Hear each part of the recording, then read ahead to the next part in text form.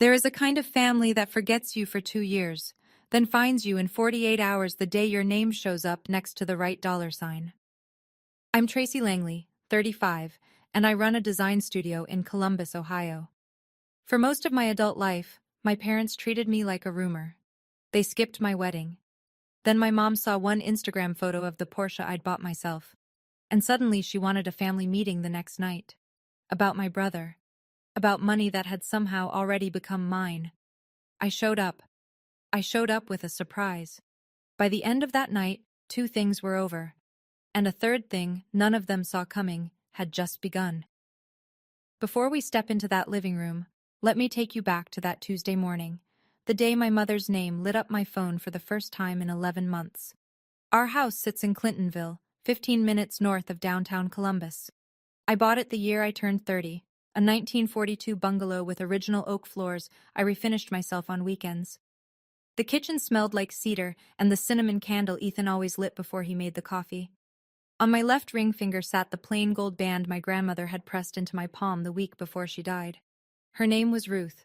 She was the only one in that family who ever asked what I wanted before telling me what I needed.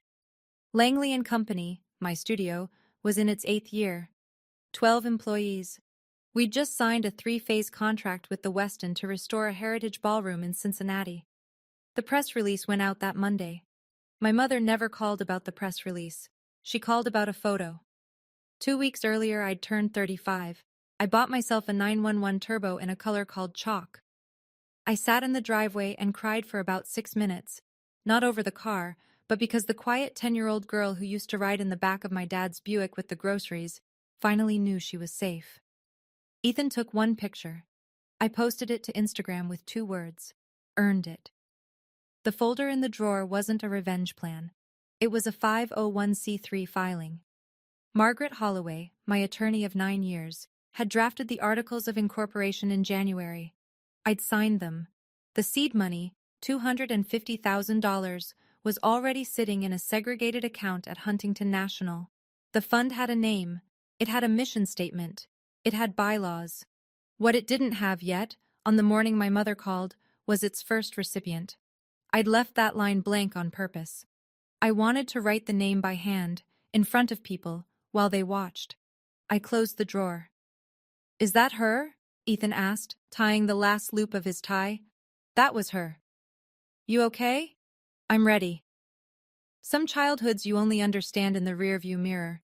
Derek is 3 years older. He rode shotgun. I rode in back, between the grocery bags and the dry cleaning. Every trip. My mother would turn around to hand him a juice box, and I'd hold the eggs. I didn't know it was strange. When you're 7, you think every family arranges itself that way. On Derek's 16th birthday, my father handed him the keys to a blue Honda Civic with 80,000 miles and a dented fender. The 3 of us ate ice cream cake in the driveway. Pictures in the album. On my 16th birthday, my mother said, "You don't need a car, Tracy. Girls don't have to drive very far." My Aunt Marlene was there. She nodded like it was wisdom. The acceptance letter came the spring of my senior year. Rhode Island School of Design. Fine Arts, illustration, with a minor in architectural drawing. I read it on the porch with my hands shaking. Tuition and room and board was about $22,000 a year.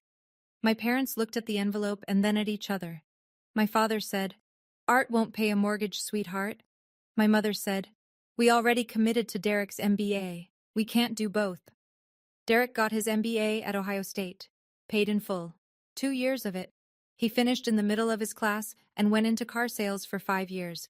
Then the first auto shop, then the second auto shop. You know the rest.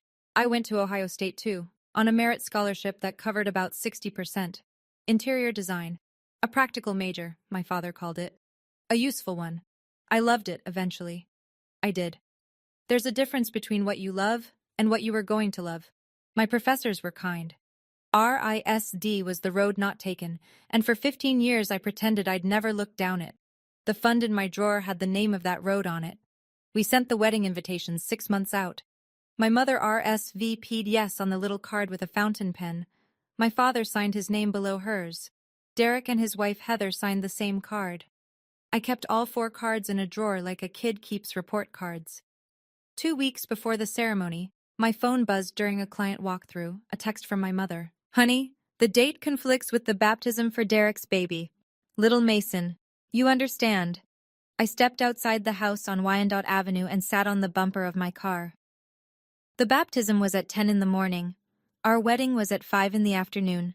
They had 90 miles of highway between them and 7 hours in between. I typed back. You can do both. I already checked the drive time. 3 dots. Then nothing. Then nothing for 14 days. On the morning of my wedding, my mother posted 27 photos from the baptism party to Facebook. Little Mason in a white gown, my father holding him, Aunt Marlene captioning hearts under every picture. Family is everything. Aunt Marlene wrote that twice. My 3 bridesmaids walked me down the aisle between them. 43 chairs faced the pergola. 2 of them, front row, aisle side, had small ivory envelopes on them with my parents' names. Ethan had insisted, just in case. I didn't look at those chairs during the ceremony. I looked at Ethan. His hands were a little cold. Mine were steadier than I expected. I danced once with my father-in-law. He's a plumber from Toledo. He said, Tracy, today you joined a family that shows up. I didn't cry that night. I cried 4 days later, in the shower. Then I decided 2 things. I would never reach out first again, and whoever wanted me in their life after that day would have to come find me. I'd forgiven them on the honeymoon. The problem was simple. They'd never asked to be forgiven. They'd just asked for more. By 8:15 I was on the phone with Margaret. Her assistant put me through before I finished my second sip. Something happened, I said. My mother called. She never calls. Tell me. I told her. The family meeting, the 2-year silence, the Porsche picture. Margaret was quiet for about 10 seconds. I could hear her typing. Tracy, I'm going to run something. Give me 5 minutes. Those 5 minutes I spent staring at the magnet on the fridge, a little ceramic peach from a trip we'd taken to Georgia. Abby had given it to me, my 17-year-old niece, the only person in the Langley bloodline who remembered my birthday without being prompted. Margaret called back. First Federal, 2 weeks ago. 180, co-signed by your father and Derek. There's a note in the loan officer's file. Handwritten. It says additional family signer likely. Parenthesis, T. Langley. He offered me up without asking me. He hinted. They interpreted. It's not legally binding, but the loan officer is Harold Kramer, plays golf with your dad at Marion Country Club. I sat down on the kitchen stool. Ethan handed me fresh coffee without saying a word. Margaret, if I say no, they'll tell the whole town I abandoned my brother. That's socially expensive. Not legally expensive. 2 different checkbooks. And if I say yes? Then you're the family ATM for as long as Derek can't pay a bill, which is probably forever. I watched the steam off the mug. 11 years I'd built a business without asking my father for $1. 2 weeks ago, he'd sold my name to a country club friend for 80 cents on the dollar. I'm going to the meeting, I said. You sure? If I don't go, I never really leave. Margaret exhaled. Then I'm coming too, in a suit. My grandmother was my mother's mother. Her name was Ruth Ann Langley. Technically, she was a Dunbar, but she went back to her maiden name after her husband died in 1991 and never changed it back. She lived in a small brick house in Mansfield with a porch swing and a garden of marigolds the color of school buses. The summer I was 12, she pulled me into her sewing room and pushed a brown envelope across the quilting table. You keep this, Tracy. Don't show your mother. I opened it. Inside was a black and white photograph of a young woman in a paint-stained smock, standing in front of a half-finished watercolor of a barn. She was smiling at someone off camera. She looked about 19. Is that you, Grandma? That was me. I wanted to go to art school in Cleveland. My father said a girl doesn't need a diploma to iron shirts. I married your grandfather 6 weeks later. She tapped my hand. Don't you be me, Tracy. And don't let anyone in this family make you be me. She died when I was 24. Her will left me $52,000 in a Vanguard account nobody else knew existed. She'd put $50 a month into it for 41 years. That was the seed money for Langley and Company. My mother doesn't know where I got the startup capital. She assumed Ethan's parents, which is funny because I didn't meet Ethan until I was 31. The folder on my desk that morning had the fund's legal name on the cover, the Ruth Langley Arts Fellowship. I opened the drawer below it, reached past the bank records, took out the small envelope my grandmother had given me 23 years earlier, slid it into the folder, zipped the folder closed. Some things, she'd said once, only become real once you put them on paper. Tomorrow night I was bringing the paper. Derek texted me Monday night. Lunch tomorrow, McAllister's. Before the meeting, just us. I almost said no. Then I thought, let him show me his opening. He walked in 10 minutes late. He looked thinner, stubble. His jacket was the same North Face he'd had since 2018. Hey, you look good. Thanks, you too. We ordered. Chopped salad for me, French dip for him. Derek leaned forward. That Porsche is nice. Thank you. How much was it? Enough. Tracy, I'm in a corner. I know. 180. I need you in for half. I haven't agreed to anything. Mom told the bank you would. Mom doesn't sign my name. He set his sandwich down. You want me to lose the house? I want you to get a job. I'm looking. Since when? He didn't answer. The server came by with iced tea refills. He stared at the table. Tracy, I'm your brother. I know what I am to you. I'm asking what you are to me. He looked up, confused, like I'd spoken Russian. I'm your brother. That's the title, not the job. He slid his chair back. Forget it. We'll talk tomorrow. Derek. He stopped at the door. I paid our bill. Last time I'll do that. He didn't turn around. The door jingled. I sat there another 10 minutes, finished my tea, paid both meals. $32 in change, tipped 25% because our server was college age and looked tired. In the parking lot I called Ethan. He's playing the house card. Of course he is. He thinks Mom closes it tonight. She might try. Let her try. I drove back to the studio and finished a Weston mood board. The curtains would be raw silk, Dupioni. I specified the swatch twice. Small things matter when big things are circling. That afternoon, Ethan drove to Target for paper towels and dog food. We have a golden retriever named Biscuit. He'd been out of kibble for 3 days. Ethan was looking at bath mats when he heard a voice he recognized but couldn't quite place. A woman around 60, short gray hair, patterned sweater. She was on her phone in the aisle, talking loud enough that the kids' stocking shelves winced. Diane, I know. She's always been headstrong. No, I'll be there. I'll sit between you and Patricia. We'll talk sense into her before she leaves. Ethan pretended to read a Brita filter box. The thing is, Diane, she has the money. She does. The whole town sees that car. She just needs to remember what family means. Yes, I know. Ethan recognized the sweater. He'd seen it in a Facebook photo my mother had sent him as an olive branch 3 months into our engagement. Aunt Marlene Holbrook, my mother's older sister. He didn't say anything. He bought the dog food. He drove home. He waited until I was chopping peppers for stir-fry to tell me. Your Aunt Marlene is in on it. I figured. She's sitting between Patricia and your mom, for optics. Patricia the neighbor. Patricia the neighbor. I set the knife down. So it's not a family meeting. It's a sentencing. I laughed. A short one, not a happy laugh. The kind you laugh when you realize the script you've been given has been rehearsed by everyone except you. I picked up my phone. Margaret, can you come with me tomorrow night? As counsel, not as a friend. I need the title. Suit or blazer? Suit. Pearl earrings. The intimidating ones. See you at 6. I hung up. Ethan was smiling. What? You're not going to cry tomorrow? I cried enough in 2023. Wednesday after school I picked Abby up in the Porsche. Not to show off. The Civic was in for an oil change and I'd already promised her ice cream that week. She climbed in and whistled. Aunt Tracy, this car is obscene. I know. My dad is gonna lose his mind. Probably. We drove to Grader's on High Street. She got the black raspberry chip. I got the butter pecan. We sat on the bench out front. 63 degrees, a little wind. Can I ask you something? She said. Always. She reached into her backpack, pulled out a white envelope with a logo on the corner, Savannah College of Art and Design.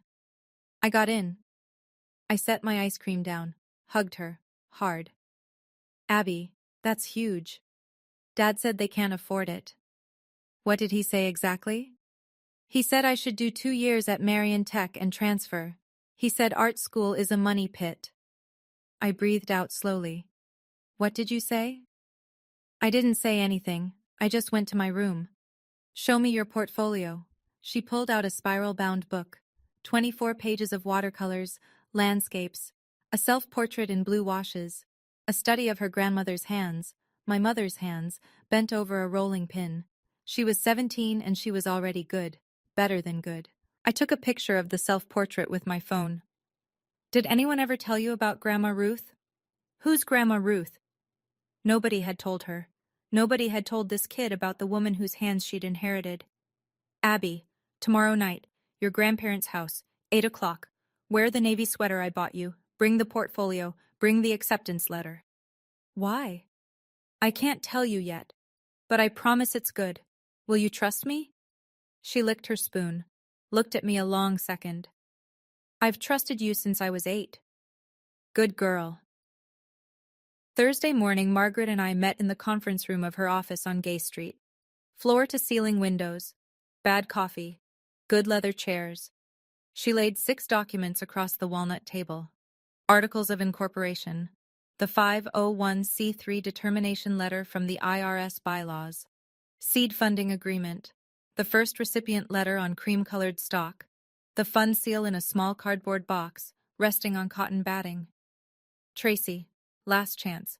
You can still do this quietly. No. You can name someone else as recipient. Abby doesn't have to go public. Her mother signed the release. Abby signed it. They both want her name on it. You sure about tomorrow night? I'm sure. She slid a gold fountain pen across the table. Then sign, and I'll witness, and we'll have something to put on the coffee table. I signed 5 pages. She stamped the seal on 3 of them. The 6th was the acceptance letter. I left the recipient line blank. I'll fill that in at the meeting. Margaret nodded. She closed her leather folio, tapped the top of it twice. You know what I like about this plan? Tell me. It's not a weapon. It's a door. Nobody argues with a door. They can argue with how it was built, but they can't argue that it's there. I looked at the stack. $250,000, reorganized from my personal reserves into a nonprofit that would outlive all of us. The fund had a board. Myself, Ethan, 2 working artists, one from Cleveland, one from Bloomington. Margaret as legal advisor. The advisory council met twice a year. The recipient pool would grow. Year 1, 1 girl. By year 3, if the projections held, 10. Tomorrow night, I said, there's going to be a moment where everyone in that room is looking at me. I'm going to hand this letter to Abby, in front of all of them. Margaret smiled. A small one. That's the door opening. That night at 11:23, my phone lit up. The group thread, Langley family, 14 members. I'd muted it in 2023. Derek wrote, "Great news, everyone. Tracy has agreed to help us with $250,000 for the loan." Mom locked it in. Family meeting tomorrow is just formalities. Thanks to everyone who helped get her there. Love you guys. 3 emoji. A praying hands. A heart. A red bow. I had agreed to nothing. I had said nothing. Within 10 minutes, 7 people liked it. Aunt Marlene, our girl came through. Proud of you, Tracy. Uncle Ken, atta girl. That's a Langley. Cousin Deb, knew you would. You're the best of us. Patricia Nolan, how she'd ended up in a family group chat I still don't know. Hugs to the whole family. Ethan walked up behind me, read over my shoulder. He's trying to lock you in by tomorrow, he said. I know. You want to respond? No. Then it becomes an argument. Let it sit. I took 5 screenshots, not for court, not for anyone, for myself. So that later, when some part of me softened, I could look at these words and remember that my brother had announced my generosity 48 hours before I'd even been asked. I put the phone face down. Ethan pulled me into him. You can still skip the meeting. No, I can't. Why? Because if I don't walk through that door myself, I'll be 60 and still thinking I should have. He kissed the top of my head. Okay. What do you need tonight? Nothing. Cereal and a bad movie. We ate Honey Nut Cheerios standing at the kitchen island, watched 20 minutes of a movie neither of us was paying attention to. I slept 6 hours. I woke up calm, That was the surprising part. I was calmer than I'd been in years. Marion is 93 miles from our driveway. We took the Porsche. Ethan drove. I sat in the passenger seat with the folder on my lap, my knees bouncing a little. Margaret rode behind us in her own car. Older black Audi. She liked the independence. We parked at the curb at 7:43, under the streetlight, so that anyone glancing out the front window would see the car. The house hadn't changed in 30 years. Beige vinyl siding, a wreath on the door that rotated by season. Right now it was sunflowers, even though it was April. My mother had never been seasonal. Inside, 11 people were already arranged on the furniture. I counted as we entered. My father in the leather recliner, my mother on one end of the sofa, Aunt Marlene next to her, Uncle Ken in the wingback, Patricia Nolan in the other wingback. Two of my cousins, Dan and Kyle, on dining chairs dragged in from the other room. Derek on the love seat, his ex-wife Heather seated beside him, holding a purse on her lap like armor. There was one open armchair, mine. No chair for Ethan, no chair for Margaret. My mother stood up. "Oh, you brought company. This is my husband Ethan. This is Margaret Holloway, my attorney." Aunt Marlene's mouth opened, closed.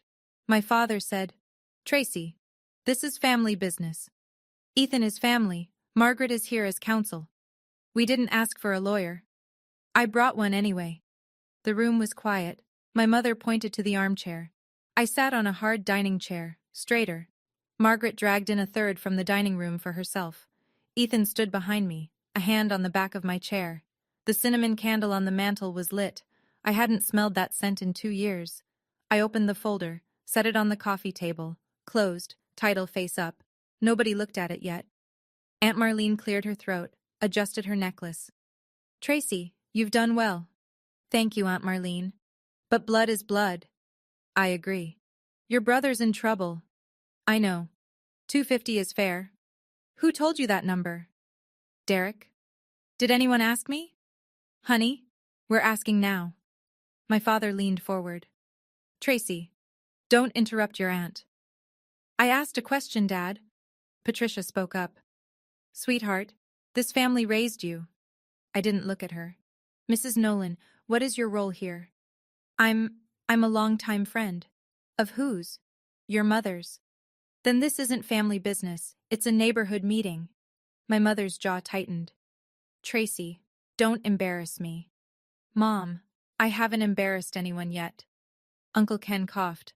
"Let's stay calm." "I am calm." My father spoke again. "Tracy, the family has discussed it. Without me. We knew where you'd land." "You assumed where I'd land." 250 won't kill you." 250 isn't the number in question, Dad." "What do you mean?" "We'll get there." Aunt Marlene tried again. "Tracy, think of the kids, little Mason, little Piper." Piper was Derek's younger daughter, 6, sweet kid. I sent her a birthday card in February. Derek had never mentioned it to me. I'd found out from Heather in a thank you text. "I think about them often, Aunt Marlene." "Then do the right thing." "I plan to." The room shifted. Small shift. A shift.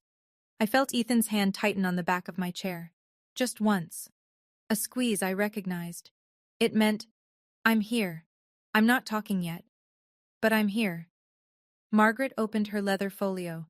Didn't pull anything out, just opened it. Even that small gesture changed the temperature of the room. Derek finally spoke. "Can we just get to the terms?" "Derek," I said, "you posted terms to the group chat last night, remember?" He went red. My mother pivoted. She was good at pivots. "Tracy, I want to remind you. Mom woke up at 4 every day. I packed your lunches." "You did. Thank you." "I sat up when you had strep." "You did." "I drove you to gymnastics every Saturday for 6 years." "I remember." "So after everything I've given you, you come into my house and humiliate me?" "Mom, have I raised my voice?" "Don't be smart with me." My father cut in. "Tracy, you have almost no experience being an adult in this family." That one hit sideways. Ethan shifted behind me. I put my hand up without turning. "Dad, I've been an adult in this family since I paid my first semester of tuition." That was 17 years ago. We would have helped. You chose not to. Don't rewrite history. I don't have to rewrite anything. I was there. Derek jumped in. She's got that Porsche. This isn't a real hardship. Ethan spoke. First time. Quiet. I'd like to ask a question, if nobody minds. My mother waved a hand. Go ahead. In the last 3 years, has anyone in this room asked Tracy about her company? Silence. A long one. 9, 10 seconds. Nobody raised a hand. Nobody opened their mouth. Uncle Ken finally said, We knew she was doing well. That's not what I asked, Ethan said. His voice was still soft. I asked if anyone asked her. About the work. About a client. About a single project. Nobody answered. Patricia Nolan cleared her throat, looked at her shoes. My mother said, Ethan, we're not on trial. I didn't say you were. I asked a question. I hear silence. I'll take that as the answer. The cinnamon candle flickered. Somewhere in the house, the old grandfather clock in the hall ticked once, loud. A car door slammed outside. Headlights swept the front window. My mother frowned. Who on earth? I stood up. That'd be the rest of the meeting. I walked to the front door, opened it. Abby was on the porch in her navy sweater, a folder against her chest, hair in a low pony. She looked 17 and 25 at the same time. Am I late? Right on time, sweetheart. I led her into the living room. Derek half stood. Abby, what are you doing here? Aunt Tracy asked me to come. My mother's voice went sharp. Grandchildren don't belong in grown-up conversations. I squeezed Abby's shoulder. Abby isn't a grandchild tonight. She's the reason I'm here. The room didn't understand yet. You could watch it on the faces. Aunt Marlene tilted her head. Patricia froze with her water glass. My father's eyes narrowed the way they did when a car part didn't fit. I walked to the coffee table, opened the folder, took out the thick cream document on top, set it face up so everyone could read the header. The Ruth Langley Arts Fellowship. My mother's face went white. Actually white. She lifted a hand to her chest. Ruth, my mother. Your mother, I said. Who left me $52,000 when she died, which became the seed money for my company, which became this. My father said, What is this? It's a scholarship fund, federally registered, 501c3, already operational. Derek leaned forward.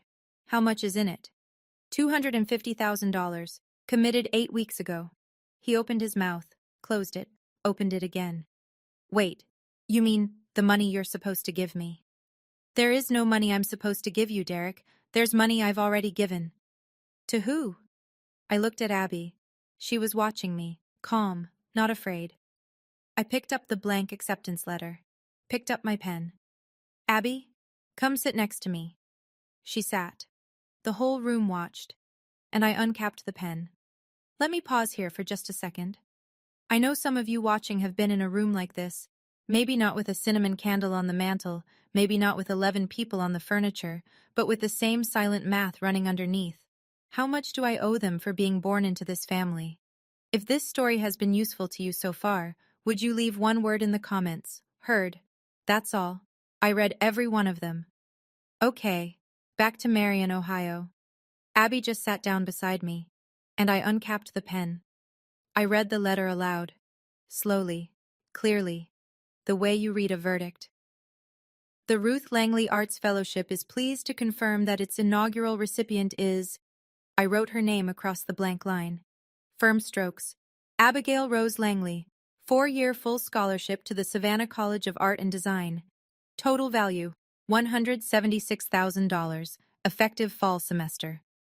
I signed. Margaret leaned forward, opened her folio, took out the small brass seal, pressed it to the paper. 2 sharp impressions. The embossed seal of a nonprofit foundation my family had never heard of until 30 seconds earlier. I handed the letter to Abby. You got into SCAD, sweetheart. Now you get to go. Abby's eyes filled. She didn't sob. She pressed the letter to her chest with both hands, like it was a baby bird. Derek stood up. Hold on. Abby is my daughter. She's your daughter. She's my niece. I'm allowed to support her. You didn't ask me. I asked Heather. She signed a release 2 weeks ago. Heather, on the love seat, raised her hand slightly. I did. Derek turned on her. You didn't tell me. No, Heather said. I didn't. My mother was still staring at the letter. Ruth. You used Ruth's name. She's the reason the fund exists, Mom. She saved $50 a month for 41 years.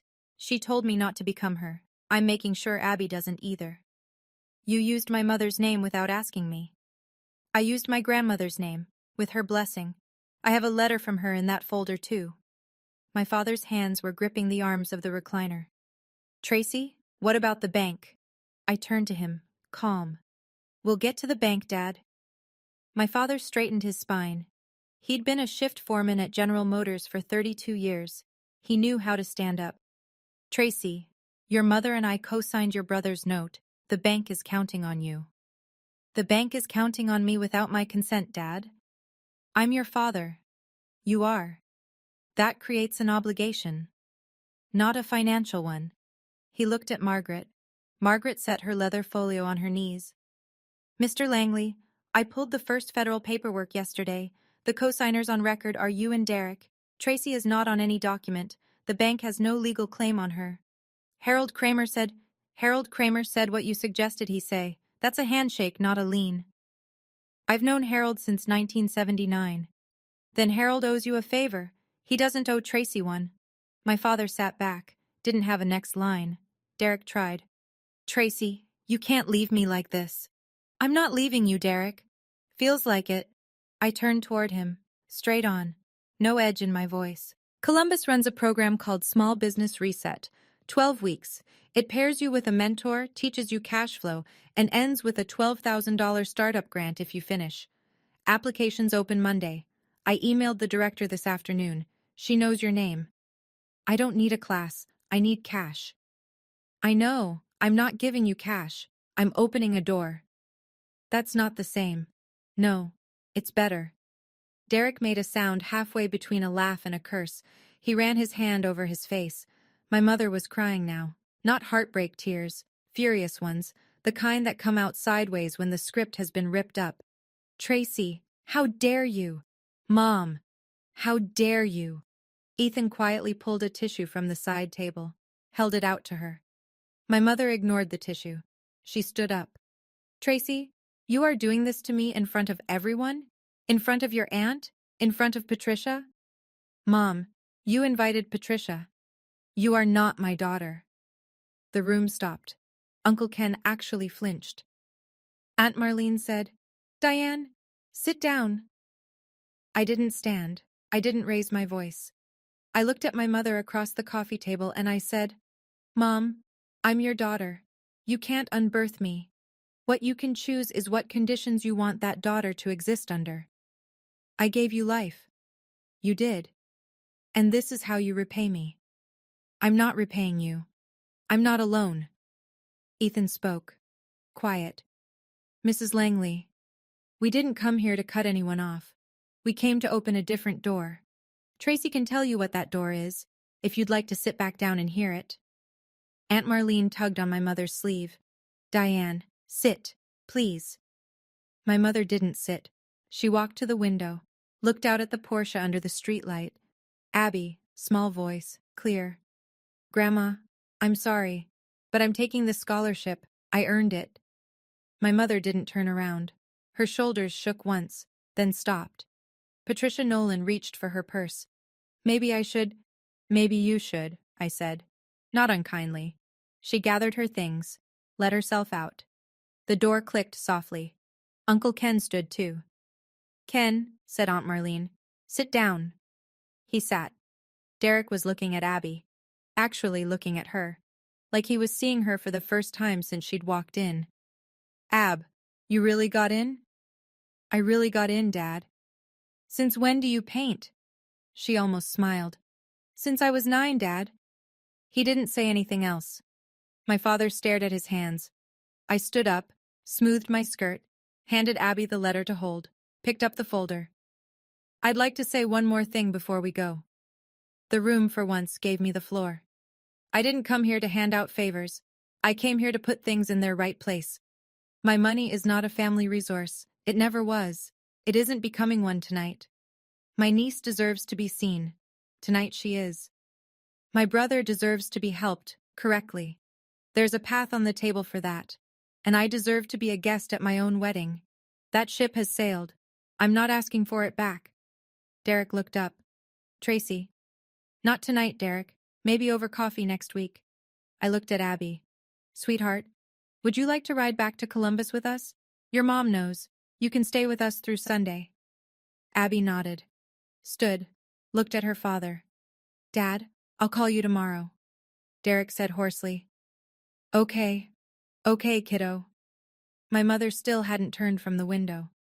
Mom, when you're ready to talk without terms, you have my number. I'll always answer. I walked to her, stopped 6 feet away, didn't reach. I love you. That part hasn't changed. What's changed is what I'll do about it. She didn't speak. I walked to the door. Ethan took Abby's backpack. Margaret followed. My father watched us from the recliner but did not stand. Outside, the night was cool. The Porsche hummed when I unlocked it. Abby climbed in the passenger seat. Is it okay if I sit up front, Aunt Tracy? Abigail rose. You have always been the front seat kid in this family. Nobody just told you. She laughed, then cried a little, quietly, into the sleeve of her sweater. We drove the first 40 miles in silence. Then Ethan reached back from the driver's seat and squeezed my knee, and the three of us started to laugh. I wrote the post at 5:30 in the morning, in the kitchen, in my robe, with Biscuit asleep on my foot. 600 words. No names mentioned except my grandmother's and Abby's. I wrote about Ruth Ann Langley, and the $50 a month for 41 years, and the young woman in the paint-stained smock who had wanted art school in Cleveland. I wrote about the fund's mission. I wrote about the first recipient. I attached the photograph of Abby at 16, a watercolor of a blue heron propped against her knee. I hit post at 6:02. I drank my coffee. By 10 a.m., the post had 400 shares. By 1, the Columbus Dispatch had emailed asking for a phone interview. The reporter's name was Cristina Fuentes. She was kind. She asked good questions. By Friday, the piece ran. Local designer launches $250,000 arts fellowship in honor of grandmother. Above the fold on the City Life section, Abby's photo beside mine. 47,000-page views by Sunday. The fund email inbox held 18 applications by that evening. A 20-year-old illustrator in Dayton. A sculpture major's mom writing on her daughter's behalf from Akron. A 19-year-old film student in Cleveland. All women. All from the Midwest. All of them, in their cover letters, saying some version of the same sentence. No one in my family believes this is a real career. Aunt Marlene texted me at 3 on Friday. Tracy, I owe you an apology. I didn't know the whole story. I should have asked. I'm sorry. I read it twice. Then I wrote back. Thank you, Aunt Marlene. I appreciate that. We can talk next time you're in Columbus. I didn't write back in the family group chat. I muted it for another 90 days. Derek texted me at 4:17 that afternoon. I called the small business reset number. They have an intake Friday. I'll be there. I wrote back one word. Good. We met at a cafe on 3rd Avenue. He was already there when I walked in. Black coffee, no sandwich. He looked 10 pounds lighter than at McAllister's. He didn't ask for anything. I did the reset intake, he said. They gave me a workbook. Good. It's a lot of cash flow spreadsheets. Those will save you. He took a breath. Tracy, I owe you an apology. I waited. The wedding. I didn't skip it because of the baptism. I figured. I was mad. You had your life together. I was going through the divorce. I couldn't stand in a garden watching you get what I was losing. That's honest, Derek. I've been sitting with it. Since Tuesday. It's ugly. It is ugly. Thank you for saying it. He turned his cup in his hands. I don't know how to be a better brother. Nobody taught me that one. I don't have to be your teacher, but I'll send you the number of a therapist in Columbus. His name is David Brennan. He's good. I'll cover your first 3 sessions. After that, you're on your own. Tracy, you don't have to. I'm doing it for me, not you. I'd like a brother I can call at Christmas. He looked at the ceiling, blinked hard. Then he pulled a white envelope from his jacket pocket, slid it across the table. What's this? $500. You paid for lunch at McAllister's. You paid for 2 lunches, actually. I owe you more. I'll owe you the rest. But this is a start. Derek. Take it, Tracy, please. I need to be able to hand you money instead of ask for it. I took the envelope, put it in my bag. Call David Monday. Will do. He stood up, left me his coffee unfinished. I sat there another 10 minutes. Drank it for him. 6 weeks after the meeting, my mother texted me. Tracy. I was wrong. Can I come see you? I'd like to meet your husband properly. I read it twice. Showed Ethan. What do you want to do? I don't know. I want to say yes, but I don't want to say yes for the wrong reason. He kissed my temple. Then give yourself a few days. I took 4. On the 5th day, I wrote back. Mom. Yes, with 3 conditions. 1. No conversation about Derek. 2. No conversation about money. 3. Ethan sits at the table. She wrote back inside an hour. Agreed. Can I bring the oatmeal cookies you liked as a girl? I hadn't eaten those cookies in 30 years. When I was 10, they were the cookies my mother made for Derek's lunchbox. She gave me the broken ones from the bottom of the jar. I wrote back. Sure. Saturday she came.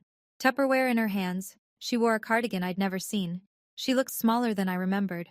Not thinner. Smaller, the way people get after a hard year. Ethan shook her hand. Made tea. Asked her about her years in the 2nd grade classroom. She told a story about a kid named Joey who'd memorized every state capital by Halloween. She was good in that story. You could see the teacher she'd been. She didn't bring up Derek. She didn't bring up money. Before she left, standing by the door, she reached and hugged me. Her arms were thinner than I remembered. She didn't say anything, neither did I. Afterwards, Ethan said, How do you feel? I don't know yet. I cried that night. Not for her. For my grandmother Ruth, who had waited 30 years for a door that swung open once and only once, and who had never gotten to walk through it. I didn't tell my mother about the tears. Some things don't belong in the same room yet. Abby moved to Savannah in late August. I drove her down in the Porsche, Ethan in the passenger seat, her art supplies filling every inch of the back. 900 miles. We stopped for peach ice cream in Georgia. Biscuit came too. Biscuit slept the whole way. Her dorm was a renovated 1920s warehouse 3 blocks from the river. I cried a little on the way home, not sad tears, the other kind. First semester she carried 20 credit hours, color theory, drawing fundamentals, figure, watercolor intensive, and a seminar on American craft. She called me on Sundays.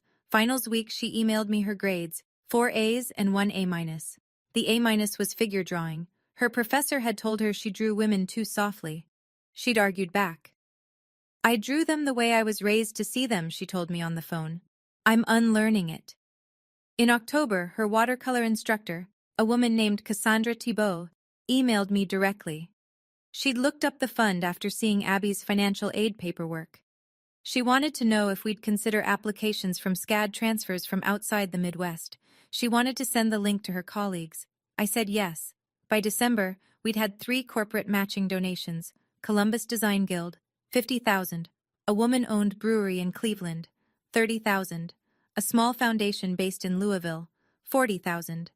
The fund had grown to $370,000. Abby sent me her first assigned painting at SCAD. A watercolor self-portrait, but she'd set it up as a double exposure. Her own face overlaid with a black and white photograph of a woman in a paint-stained smock, standing before a half-finished watercolor of a barn. She'd captioned the package. 3 words. Grandma Ruth, me. I hung it in my office at Langley & Company. Clients asked about it. I told them the story. Most of them cried a little too. I kept a box of tissues next to the painting. It was used more often than I expected. 6 months after the meeting, Derek opened a new garage. It was on the west side of Marion. A single bay, a used lift, a hand-lettered sign. Langley Auto Service. 2 younger mechanics he'd hired from the community college. He'd passed the Small Business Reset program in October. The $12,000 grant had gone toward a compressor and insurance. He'd moved into a 2-bedroom rental. His kids stayed with him Tuesday through Saturday. Mason had his own dinosaur sheets. Piper slept with a purple unicorn nightlight. I knew those details because Derek sent me a picture of their rooms the week he moved in. He was still seeing David Brennan, the therapist. He'd paid for months 4 and 5 himself. He hadn't asked me for anything else. The $180,000 loan was still on the books. My father was paying it down from his pension, $250 a month. At that rate, it would outlive him. It was his debt to carry. I wasn't involved. Thanksgiving that year, Derek drove up to Columbus, brought a pecan pie, bought the pie himself from a bakery in Marion, didn't pretend he'd made it. Ethan and I had invited 8 people, Margaret and her wife, 2 of my employees who didn't have family in town, Abby, home for the break, Heather and the kids. Derek had asked if Heather could come, because the kids wanted their mom there. I'd said yes. Heather had said yes. It was a strange table. Good strange. Derek raised a glass after the turkey was carved. He cleared his throat. He was nervous. I could see his hand shaking a little. "To my sister," he said, "who didn't give up on me, even though she had a lot of reasons to." Nobody said anything smart or witty. We just drank. Piper asked for more mashed potatoes. Biscuit begged under the table. Ethan passed the cranberry sauce. It was, I think, the first Thanksgiving of my adult life I hadn't dreaded. 4 months after the meeting, I got a letter in the mail. Handwritten, 6 pages, yellow legal paper. His ballpoint leaned hard to the right, the way it always had. My father had never written me a letter. He told me about his father, a man named Harold Langley, who had worked at Marion Power Shovel for 34 years, and who had beat my father with a belt twice a week from the ages of 8 to 14. He told me that when he'd left home at 17, he'd promised himself his own children would never be afraid of him. He wrote, "I kept that promise. I never raised a hand. I thought that meant I was doing it right." Then he wrote, "There are other ways to push a child aside. I didn't see them. I see them now. I'm sorry, Tracy. I don't expect anything back. I just wanted it written down. So you'd have it. In your own handwriting file. I read it twice. Then I put it in the small fireproof box in my office closet, next to the envelope my grandmother had given me when I was 12. The old black and white photograph. The folded obituary from the Marion Star. I didn't write back. I may never write back. Not because I don't want to. The letter didn't ask for a reply, and I wanted to honor what it actually was. A deposit, not a transaction. I told Ethan about it at dinner. "What are you going to do?" he said. "Nothing. For now." "Is that okay with you?" "Yes. Some apologies don't need a receipt. They just need to be received." I ate my pasta. The light through the kitchen window was the kind of amber you only get in late October. Ethan poured us both a second glass of wine. Biscuit chewed a rubber squeaker on the rug. The box in my closet was a little heavier than it had been that morning. The second year of the Ruth Langley Arts Fellowship opened applications on February 1st. By May, we'd received 340 applications from 22 states. The board, myself, Ethan, the 2 working artists, Margaret as counsel, met in a conference room at my office. We read every cover letter, every portfolio, every recommendation. We chose 4 recipients. Hannah Carr, 19, from a small town in eastern Kentucky, sculpture. Her grandfather was a coal miner. Her mother worked at Walmart. Hannah had been accepted to Pratt. Simone Williams, 24, from Cleveland. Illustration. Single mother, 1 daughter named Ayla. Going to Maryland Institute College of Art online while working nights as a home health aide. Jordan Parker, 20, from Bloomington, Indiana. Photography major at Heron School of Art. Estranged from family at 18. Worked 2 restaurant jobs for a year to save tuition before applying to us. And Marisol Ramos, 25, from a neighborhood on the east side of Cleveland. Mixed media. 2 kids. Going back to school after a 7-year break. We held a small public announcement in June at the Columbus Museum of Art. Invitation only. The mayor came. Christina Fuentes from the Dispatch covered it. I gave an 8-minute speech. I didn't mention my parents. I didn't mention my brother. I mentioned my grandmother. I mentioned the 4 young women at the front of the room. In the second row, I saw Ethan, Margaret, Abby, home for the summer, in a mustard yellow sundress. My staff, Heather, Derek's ex, who had volunteered to read applications that year. She'd been surprisingly sharp at it. She caught 3 hidden gems the rest of us had skimmed past. My mother wasn't there. I hadn't invited her. Not out of cruelty. Out of clarity. The event wasn't about us. At the end, all 4 recipients came up to the podium. Each held a cream-colored letter with the seal pressed into the bottom corner. Each had her own answer to the question, why this matters to me. The room clapped for a long time. One evening in July, I got an Instagram message from a 19-year-old I didn't know. Her handle was @MadisonSketches. Her profile picture was a cartoon of a girl holding a paintbrush. Her bio said, Minneapolis, Art Institute. Hopefully, the message said. Hi, Ms. Langley. You don't know me. I applied for your fellowship and didn't get it. It's fine. The 4 who did are incredible. I just wanted to say thank you anyway. My mom read your LinkedIn post out loud to me in April. She was trying to argue that art school was a waste. By the end of your post, she was crying. She still wasn't sure, but she stopped saying no. I enrolled at the Art Institute in Minneapolis in May. I start in August. I'm the first person in my family to go to art school. I wouldn't have had the courage without your story. I won't forget it. Madison. I read it 3 times. I wrote back. Madison. Thank you. You start in August. Would you keep me posted? I'd like to see what you make. She wrote back within an hour. Really? Yes, I'll send you things. I closed my phone, set it face down on the kitchen counter. Ethan was grilling on the back deck. I walked outside. He looked up. What? Nothing. Just something I needed to hear. You want to tell me? Later. I sat on the deck with a glass of white wine and watched him flip the chicken. Biscuit lay at my feet. A neighbor down the street had just started teaching his kid to ride a bike. You could hear the kid laughing.